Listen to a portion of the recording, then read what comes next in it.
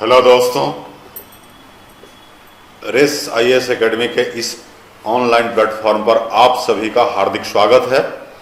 और आप देखना शुरू कर चुके हैं हमारा सबसे प्रेस्टिजियस प्रोग्राम, जिसका नाम है विज्ञान प्रश्नोत्तरी महामंथन प्रोग्राम।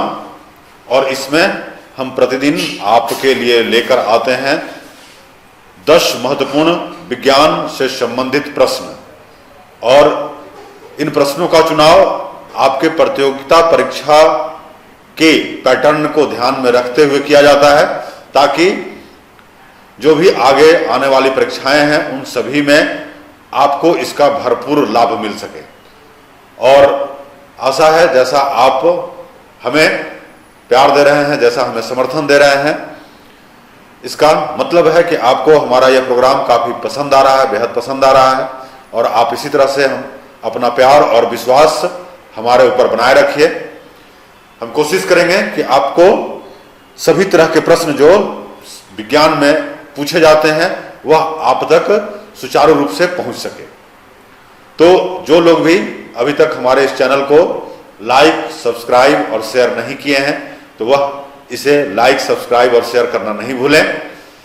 तो चलिए, आप हमारे बेल आइकन को भी दबाएं, ताकि रोज का हमारा जो अलग अलग प्रोग्राम है वह आप तक नोटिफिकेशन के रूप में सही समय पर पहुंच सके और आप इसे देखते हुए अपने आने वाले परीक्षाओं की सही रूप से तैयारी कर सके।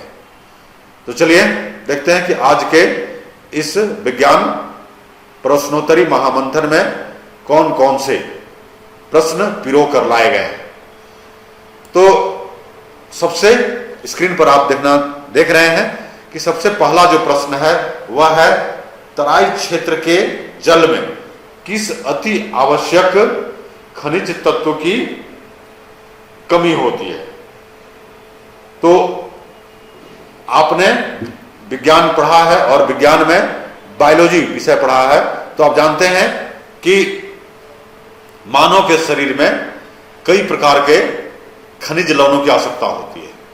और उसमें से 16 महत्वपूर्ण खनिज लवण हैं जिनकी हमारे शरीर में आवश्यकता है, और इनमें से 10 काफी ज्यादा महत्वपूर्ण है और 6 थोड़े कम महत्वपूर्ण है। तो इसमें कहा जा रहा है कि जो तराई के क्षेत्र में रहते हैं वह जो पानी पीते हैं, सेवन करते हैं, जो भूगर्भ से, जो चूंकि हमारा स्वच्छ जल का स्रोत भूगर्भीय जल है, और जो कह सकते हैं कि 1% से लगभग 0.5%, 0.50% जो है भूगर्भीय जल हमारे पृथ्वी के अंदर मौजूद है। और उस जल में भी कई तरह के तत्व मौजूद होते हैं। कहीं पर ज्यादा आर्सेनिक की मात्रा है, कहीं पर ज्यादा आपके फ्लोरीन की मात्रा है, कहीं पर ज्यादा फ्लोराइड से है। तो कई प्रकार के जो है भूगर्भीय जल में तत्व घुले रहते हैं। तो यहां तराई के क्षेत्र में किस जो है खनिज तत्व की कमी हो जाती है, यानी वहां क्या तत्व नहीं पाया जाता। आपके समक्ष ऑप्शन है फ्लोरीन, क्लोरीन, आयोडीन, सोडियम। तो इसका सही जवाब है आयोडीन।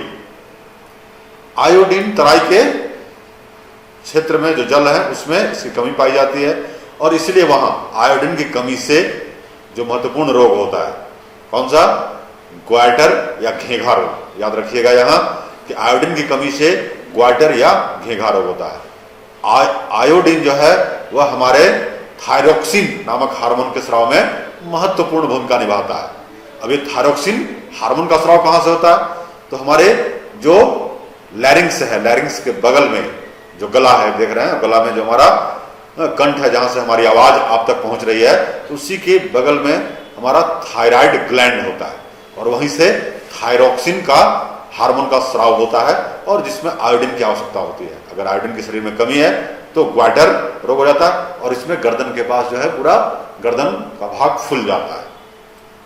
तो यह है आपका आयोडीन। इसके अलावा सोडियम, जान रहे कि सोडियम के कई सारे अलग अलग यौगिक होते हैं, सोडियम बाइकार्बोनेट, सोडियम क्लोराइड, ये सब हमारे लिए जरूरी है।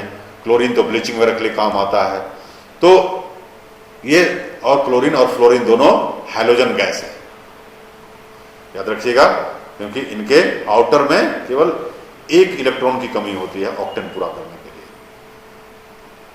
तो यह है पहला प्रश्न का जवाब और इसका पूरा विश्लेषण। अब आते हैं, हम बढ़ते हैं दूसरे प्रश्न की ओर। दूसरा प्रश्न है कि निम्न में से कौन वायु प्रदूषक नहीं है। तो अभी जान रहे हैं कि वायु प्रदूषण काफी बड़े पैमाने पर अधिकांश शहरों में फैल रहा है और इस वायु प्रदूषण से जो है प्रतिवर्ष सैकड़ों लोगों की जानें जाती हैं और वर्ल्ड हेल्थ ऑर्गेनाइजेशन का रिपोर्ट है कि पूरे विश्व में 1 करोड़ लोग लगभग प्रतिवर्ष जो है पूरे विश्व में, जहां आबादी लगभग 800 मिलियन है, 8 अरब के पार कर चुका है, तो वहां लगभग 1 करोड़ लोग इससे प्रभावित होते हैं और लगभग 50 लाख से ऊपर लोग इसमें मर जाते हैं वायु प्रदूषण के कारण। तो इसमें से वायु प्रदूषण बढ़ने का कारण अलग अलग प्रकार की गैसें जो उत्सर्जित हो रही हैं, चाहे वो परिवहन व्यवस्था से हो या जो भवन वगैरह निर्मित हो रहे हैं या जो वहां सड़कें वगैरह बनाई जा रही हैं, तो उन सबों से जो कई सारे तत्व वायु में घुलते हैं और वायु प्रदूषण होता है। तो इसमें आपका ऑप्शन दिया गया कौन वायु प्रदूषण कारक नहीं है। अमोनिया, शीशा, नाइट्रोजन ऑक्साइड और ओजोन। तो इसमें सही उत्तर है ओजोन, क्योंकि नाइट्रोजन ऑक्साइड से भी वायु प्रदूषण होता है, इससे धूम कोहरा वगैरह भी बनता है और नाइट्रोजन ऑक्साइड जब ऊपर जाता है तो वह वाटर के साथ, जल के साथ रिएक्शन करके, जल के साथ प्रतिक्रिया करके और नाइट्रिक अम्ल में बदल जाता है और वह नाइट्रिक अम्ल जो है हमारे पृथ्वी पर अम्लीय वर्षा के रूप में जो है धरातल पर गिरती है। और शीशा आप जानते ही हैं, यह शीशा यानी पीवी, लेड, यह कांच नहीं, कांच और शीशे में अंतर होता है, याद रखिएगा। कांच जो है वह सिलिका से बनाया जाता है, सिलिका यानी SiO2 बालू जो आप देखते हैं उसको पिघला करके, और शीशा जो है यह एक धातु है और इसका फ्यूज वगैरह में इस्तेमाल किया जाता है क्योंकि इसका मेल्टिंग पॉइंट कम होता है। तो जो भी आप टांका वगैरह जो देते हैं, जो रेडियो वगैरह या आज के समय टेलीविजन वगैरह खराब हो जाता है तो वहां कुछ चीजों को जोड़ने के लिए जो टांका इस्तेमाल किया जाता है उसमें शीशा मौजूद होता है। और अमोनिया, जहां आप यूरिनेशन करते हैं, पेशाब वगैरह करते हैं, तो उस पेशाब घर के आसपास चूंकि हम यूरिया के रूप में जो है अपने यूरिन को बाहर निकालते हैं, नाम ही उसका इसी से है यूरिन, और यूरिया जो है फिर बैक्टीरिया की सहायता से अमोनिया बदल जाता है और इसलिए वहां तीक्ष्ण गंध उत्पन्न होता है। तो यह अमोनिया। तो वायु प्रदूषण जो है इन सबों से होता है, ओजोन से वायु प्रदूषण नहीं होता। और आप ओजोन जानते हैं कि हमारे समताप मंडल में है और यह हमारे अल्ट्रावायलेट किरणों से बचाव करता है, यह पृथ्वी का छतरी का काम करता है ओजोन। तो इसका जो सही उत्तर है यहाँ वायु प्रदूषण में कौन काम नहीं करता, ओजोन। हालांकि यह विषैला होता है लेकिन यह बहुत कम मात्रा में उत्पन्न होता है पृथ्वी पर। यहाँ जो आपके जिरोक्स मशीनें वगैरह हैं उससे थोड़ी मात्रा में ओजोनें निकलती है। अब अगला जो तीसरा प्रश्न आपके समक्ष है वह है ध्वनि की तीव्रता मापने की इकाई कौन सी है। तो अलग अलग चीजों की मापने की इकाई अलग अलग होती है। जैसे अब आपने ओजोन पढ़ा, तो ओजोन जो अभी आपने दूसरे प्रश्न का उत्तर था वायु प्रदूषण में, तो ओजोन जो ऊपर समताप मंडल में है तो उसके थिकनेस को, इसकी मोटाई को मापने के लिए जो इकाई होती है वह डॉप्सन होता है। याद रखिएगा, ओजोन को मापने की इकाई डॉप्सन है। तो ध्वनि की तीव्रता जो आता है उसको मापने की इकाई को क्या कहा जाता है। तो विकल्प आपके समक्ष है पास्कल, डेसिमल, डेसिबल और लम्स। तो इसमें सही उत्तर है डेसिबल। और ये बेल नामक जो वैज्ञानिक थे उनके नाम पर इसका नाम दिया गया है, तो यह है डेसिबल। और डेसिमल तो आप जानते हैं, डेसिमल जो आप जो फ्रैक्शन होता है जैसे 0.5 का है तो वो डेसिमल है, 0.5 या 1.4। और पास्कल तो आप जानते हैं कि यह दाब का जो है मात्रक है पास्कल। तो ये जो है आपके इसकी व्याख्या है। अब अगला जो चौथा प्रश्न आपके समक्ष है वह है सूर्योदय एवं सूर्यास्त के समय आकाश के लाल दिखने का कारण क्या है। तो आप देखते हैं कि सूर्योदय और सूर्यास्त के समय सूर्य जो है वह भी थोड़ा लाल हो जाता है, लालिमा उस पर ज्यादा होता है, और आकाश भी वह लालिमा से भर जाता है। तो आकाश के लाल दिखने का कारण क्या है। तो उसका कारण जो ऑप्शन में आपके समक्ष है, और यह प्रश्न काफी महत्वपूर्ण है, तो अपवर्तन के नियमों के कारण होता है, यानी रिफ्रैक्शन, विवर्तन, रिफ्रैक्शन, परावर्तन, रिफ्लेक्शन, और प्रकीर्णन यानी स्कैटरिंग। तो आप जानते हैं कि अपवर्तन क्या होता है, विवर्तन क्या होता है, परावर्तन क्या होता है, तो ये प्रकाश के ये सारे सब नियम हैं। तो अपवर्तन में जब वह किसी अगर माध्यम है और कोई भी माध्यम, एक माध्यम से जब वह दूसरे माध्यम में प्रकाश प्रवेश करता है और दोनों माध्यम में जो है अंतर है, जैसे एक विरल माध्यम है और दूसरा सघन माध्यम है, तो वैसे में वह अपने अविलंब से या तो दूर मुड़ता है या अविलंब के नजदीक आता है, तो वह प्रक्रिया अपवर्तन कहलाता है। तो उसमें जैसे अगर आप जल में, वाटर है और वाटर में आप छड़ी डुबोए हुए हैं या कोई भी चीज अगर सीधा डुबे हुए हैं तो हल्का टेढ़ा दिखाई देता है, उसका कारण अपवर्तन है। इसी तरह से विवर्तन का नियम है। परावर्तन में भी आप जानते हैं कि जो है कई जो हमें वस्तुएं दिखाई देती हैं तो वह प्रकाश के परावर्तन के नियमों के अनुसार है, क्योंकि प्रकाश पहले उस वस्तु पर पड़ता है और वस्तु के द्वारा प्रकाश रिफ्लेक्ट होकर के हमारी आंखों पर पड़ता है और तब हमें वह वस्तु दिखाई देती है, वो परावर्तन का नियम है।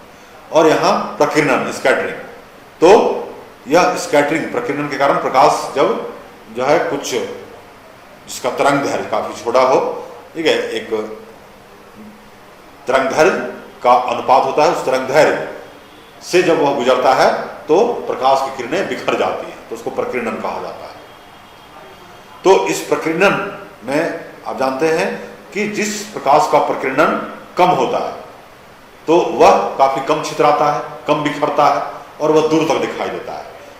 तो इसका जो सही उत्तर है लालिमा दिखाई देने के कारण लाल, तो लाल जो प्रकाश है चूंकि उसका जो तरंग दैर्घ्य है तो वह तरंग दैर्घ्य बैगनी वगैरह से, यहां कहा जाता है कि जिसका तरंग दैर्घ्य अगर अधिक है तो वह कम प्रकीर्णित होता है और तरंग दैर्घ्य कम है तो अधिक प्रकीर्णित होता है। तो तरंग दैर्घ्य के अनुसार यह काम करता है। तो लाल का प्रकीर्णन कम हो पाता है तो इसलिए हमें आकाश लाल दिखाई देता है, वहीं सबसे ज्यादा प्रकीर्णन बैगनी रंग का होता है।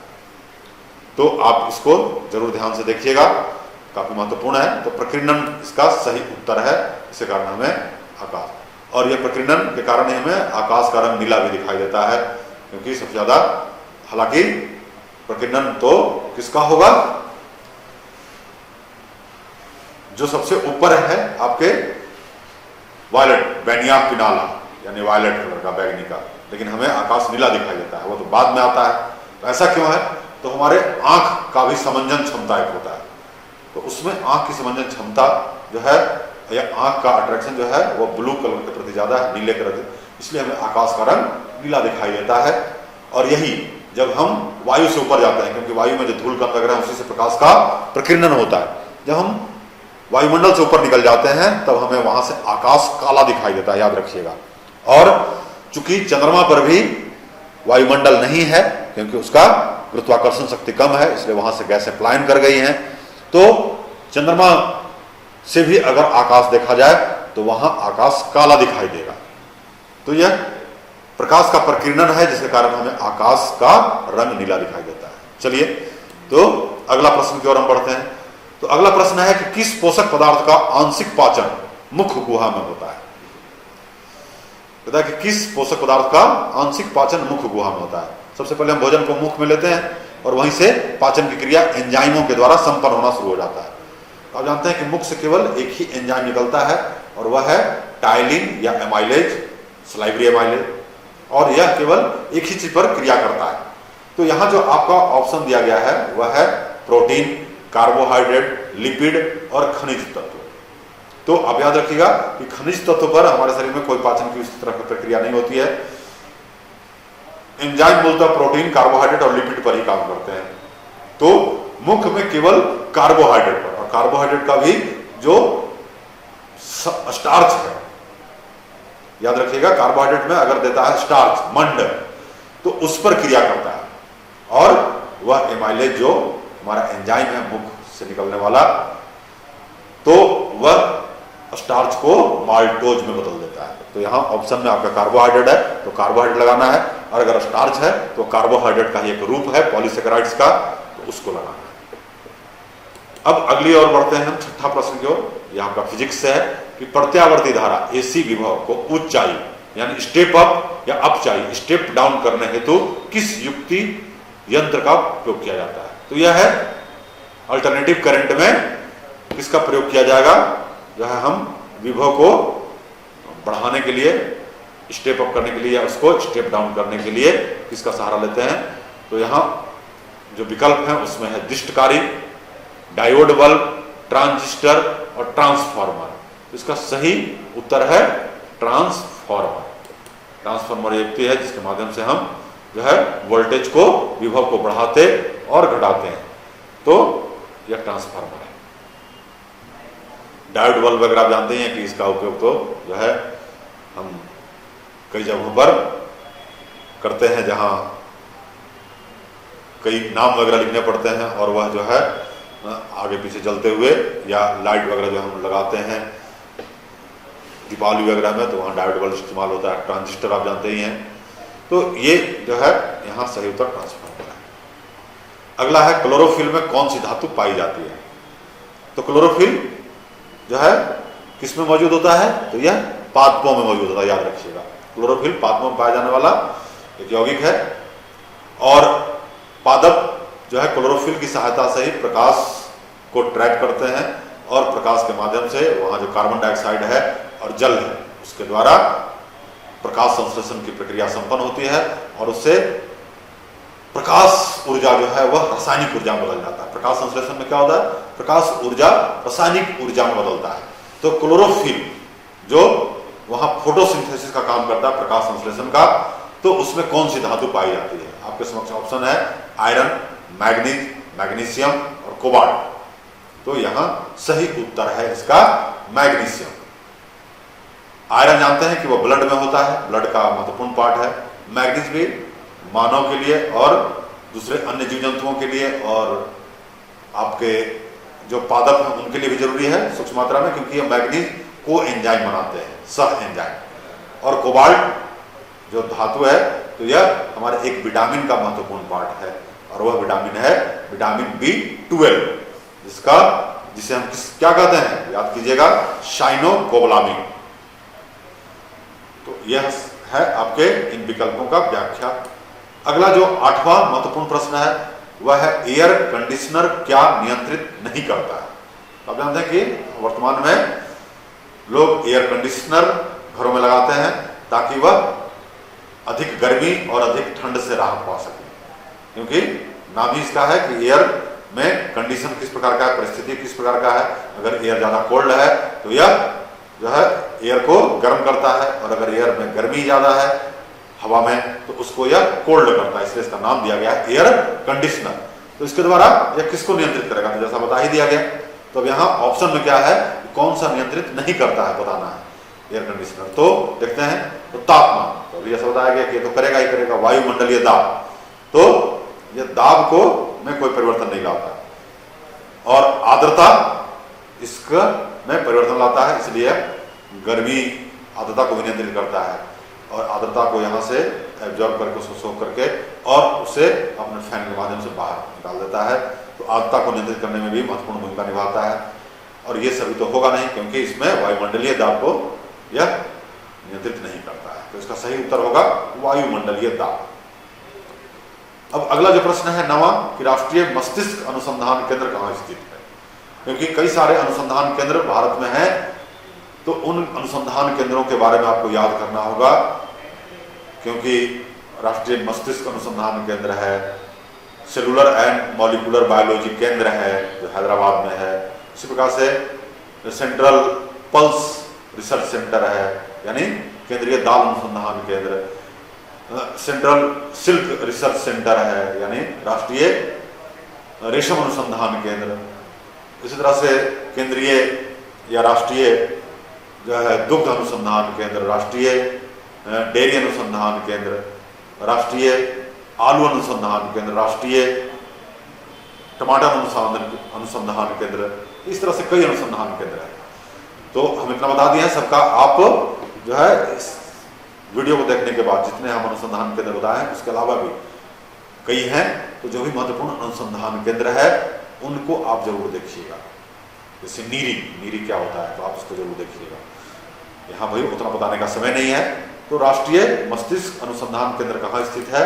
ऑप्शन है पुणे, मानेसर, आगरा और रांची। तो इसका सही उत्तर है आपका मानेसर। और मानेसर कहाँ है? तो ये हरियाणा में पड़ता है। तो वहां पर आपका राष्ट्रीय मस्तिष्क अनुसंधान केंद्र स्थापित किया गया 1997 के आसपास किया गया है और 1997 के आसपास। और आगरा और रांची में तो यहाँ ये पागलखाना केंद्र है, आगरा में भी है और रांची में भी है। तो यह है। अब पुणे में सीडेक का है और कई सारे अनुसंधान केंद्र पुणे में भी हैं, तो आप देख लीजिएगा। सीडेक का यहाँ यह मुख्यालय है। इसके बाद 10वां और आज का अंतिम प्रश्न है कि इनमें से कौन पारिस्थितिकी आतंकवादी कहलाता है? या एनवायरमेंट से क्वेश्चन है। पारिस्थितिकी आतंकवादी का मतलब है कि जो हमारे पारिस्थितिकी पर्यावरण के लिए सही नहीं है, वह दूसरे अन्य पारिस्थितिकीय जो अवयव है, जो कंपोनेंट्स हैं, उनको नुकसान पहुंचाता है। अगर यह रहेगा तो दूसरे अन्य ज्यादा वृद्धि नहीं कर पाएंगे या उनके ऊपर जो है निगेटिव प्रभाव पड़ेगा, नकारात्मक प्रभाव पड़ेगा, तो उसको पारिस्थितिकी आतंकवादी कहलाता है। तो यह एक तरह का पादप ही है। तो इसमें देखते हैं विकल्प में क्या दिया गया है। जलकुंभी पहला, दूसरा दूब घास, तीसरा यूकेलिप्टस और चौथा नागफनी। इसका सही उत्तर है यूकेलिप्टस। तो यूकेलिप्टस बड़े पैमाने पर लगाया गया था, जल्दी लग जाता है, लेकिन इसका दिक्कत क्या है कि इसकी जड़ें काफी गहरी जाती हैं और इसका जो लकड़ी होता है वो बहुत ज्यादा उपयोगी नहीं होता है। इसका हालांकि उपयोग होता है लेकिन ये पानी से जल्दी खराब हो जाता है। लेकिन यह सीधा और लंबा बढ़ता है तो इसलिए फर्नीचर में कई सारे में काम आता है, लेकिन यह पानी भी बहुत ज्यादा यूज करता है। तो जिन क्षेत्रों में उगाया जाता है वहां से वह जो अंदरूनी जल है, भूगर्भीय जल है, उस भूगर्भीय जल का जल स्तर घटाते चले जाते हैं, यानी जल स्तर नीचे चला जाता है और वहां पेयजल की समस्या उत्पन्न हो जाती है। हालांकि जलकुंभी भी है। जलकुंभी जो है तालाबों में जो बीओडी की डिमांड जो है उसको बढ़ा देता है, तो जलकुंभी भी, लेकिन यह जल का कह सकते हैं कि आतंकवादी है। जलकुंभी तेजी से बढ़ जाता है जलों तालाबों वगैरह में, पूरा छा जाता है। दूब घास तो सही है सभी जानवरों के या खाने के लिए, तो दूब घास तो अच्छी है, इससे कोई दिक्कत नहीं है। नागफनी अब जानते ही हैं, इसको कोई जल्दी खा नहीं सकता है, लेकिन यह पर्यावरण के लिए कोई नुकसानदायक नहीं है। और ज्यादातर नागफनी जो है वह उनकी पत्तियां ही कांटेदार हो जाती है, पत्ती ही उस तरह का फॉर्म में आ जाता है, इसलिए इसको जो मरुस्थलीय जानवर है वह इसको अपना आहार नहीं बनाते और इसलिए उन मरुस्थलों में बचे रह जाते हैं और वहां पर कह सकते हैं कि मरुस्थलीय पर्यावरण को सही रखने में महत्वपूर्ण भूमिका अदा करते हैं। तो यह है नागफनी। तो यहाँ सही उत्तर पारिस्थितिकी आतंकवादी यूकेलिप्टस है। याद रखिएगा कई बार परीक्षाओं में यह प्रश्न पूछा गया है। तो यह था आज का महत्वपूर्ण 10 प्रश्न और उसके सही जवाब। तो आशा है कि आपको हमारा यह प्रश्न और उसका विश्लेषण काफी रोचक लगा होगा। तो आप हमारे चैनल को लाइक करना, सब्सक्राइब करना और शेयर करना मत भूलिए। आप हमारे रेस IAS एकेडमी के YouTube चैनल पर बने रहिए। और इसी के साथ आज का प्रोग्राम समाप्त करते हैं। धन्यवाद। जय हिंद।